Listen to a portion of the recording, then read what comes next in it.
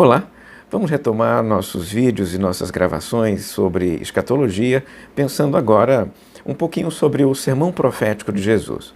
O sermão profético está nos evangelhos sinóticos, em Mateus, em Marcos, em Lucas. São chamados evangelhos sinóticos porque eles se parecem, né? Eles têm a mesma estrutura, eles seguem o mesmo fio norteador na história que os evangelistas contam. Os três, em algum momento, dentro de sua obra, tratam do assunto escatologia num sermão de Jesus. O sermão é chamado, então, de sermão profético ou o sermão das oliveiras. Este sermão profético está em Marcos 13, em Mateus 24 e 25 e em Lucas 17 e 21. Nos três nós temos uma mesma estrutura. O sermão é muito parecido. Às vezes há uma ênfase aqui, outra ênfase ali, mas a espinha dorsal do sermão é a mesma nos três evangelhos sinóticos. O capítulo 13 de Marcos, por exemplo, pode ser o nosso ponto de partida dessa reflexão aqui, tá? Jesus está transitando por Jerusalém. Ao atravessar o templo, ele percebe que os discípulos estão entusiasmados, impressionados com aquela construção majestosa. Após atravessar, em algum momento ele diz para eles que não ficará aqui pedra sobre pedra que não seja derribada.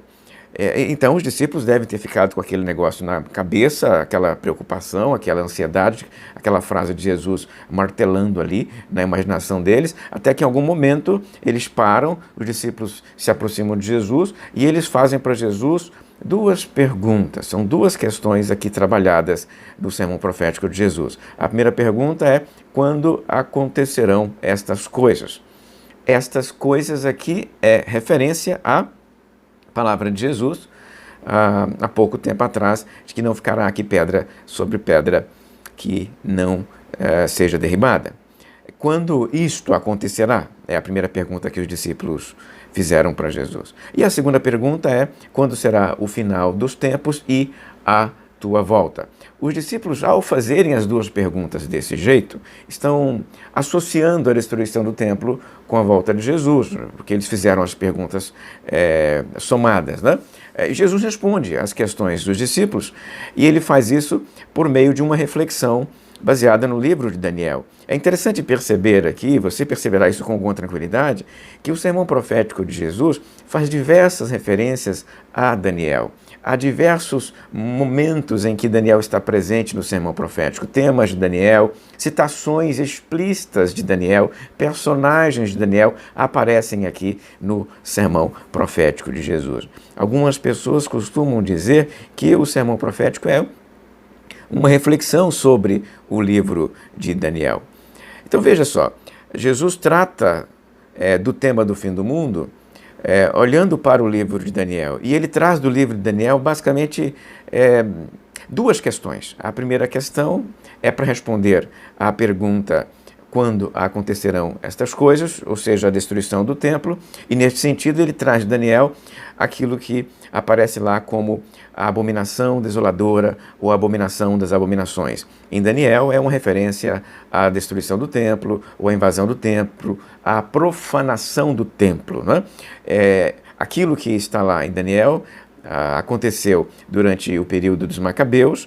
Acontece aqui no período de Jesus também, na destruição do templo, quando os romanos destroem completamente o templo, tacam fogo em tudo ali e só sobra um muro, que é o chamado Muro das Lamentações, né? Então, o templo é destruído, cumprindo-se a profecia de Daniel, cumprindo-se a profecia aqui descrita por Jesus. Jesus está dizendo para os discípulos que aquilo que Daniel havia falado iria se cumprir na destruição daquele templo. Jesus responde à segunda questão fazendo referência a uma figura que aparece lá no livro de Daniel, que é o Filho do Homem. O Filho do Homem não é comum no Antigo Testamento. Aparece aqui em Daniel, apareceu lá no livro de Ezequiel. A expressão Filho do Homem, naquele contexto de Ezequiel, é uma referência ao próprio profeta, ou talvez à humanidade como um todo. Mas em Daniel, o Filho do Homem, ele tem algumas características diferentes.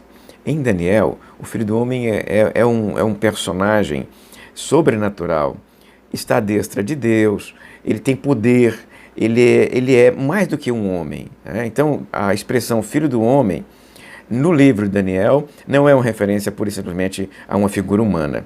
É mais do que humana. Então, Jesus toma a referência ao filho do homem de Daniel, aplica a si mesmo e descreve, então, sinais apocalípticos, escatológicos do final dos tempos. Então, para responder à segunda pergunta, Jesus traz aqui uma série de sinais que antecederão a volta do Filho do Homem. Então aqui nós temos guerras, rumores de guerras, perseguição, apostasia, grande tribulação e uma série de sinais que vão se avolumando até que culminem na volta, no retorno do Filho do Homem à história, à Terra. Pois bem, estes dois temas, o tema número 1, a destruição do templo, e o tema número 2, a volta do Filho do Homem, estão diluídos dentro do sermão profético de Jesus.